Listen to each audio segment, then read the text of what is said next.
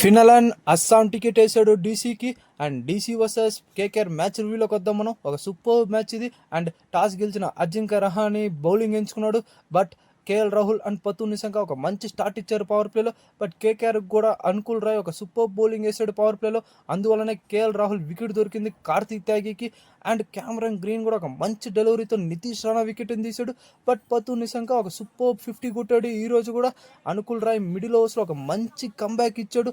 Especially ఆ 11th over మాత్రం super bowling 2 wickets తీసుకున్నారు. అండ్ కేకేఆర్ బౌలర్స్ మిడిల్ ఓవర్స్లో సూపర్ చేశారు. And once again DC batters కుప్ప కూలిపోయారు.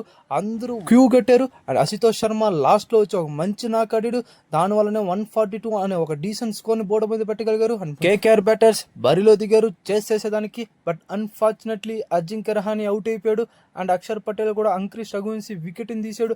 అక్కడ స్టార్ట్ అయింది వాళ్ళ పతన. ఫినలన్ అండ్ క్యామ్ గ్రీన్ ఒక సూపర్ నాక్స్ ఆడారు ఈరోజు. ఎస్పెషలీ ఫినలన్ ఒక ఎక్సలెంట్ నాక్, అరాచకమైన బ్యాటింగ్. స్పిన్ ట్రాక్ లాగా అనిపించింది ఫస్ట్ వాళ్ళు బ్యాటింగ్ చేసేటప్పుడు. బట్ ఇతను చేస్తుంటే ఏమన్నా కొట్టాడు పోయి అన్ని సెకండ్ టైర్లోకి కొట్టాడు. అండ్ క్యామ్ గ్రీన్ కూడా ఒక మంచి నాక్ ఆడాడు ఈరోజు కేకేఆర్కి. And KKR 1/8 wickets. మీ ఒపీనియన్ కమెంట్ సెక్షన్లో కమెంట్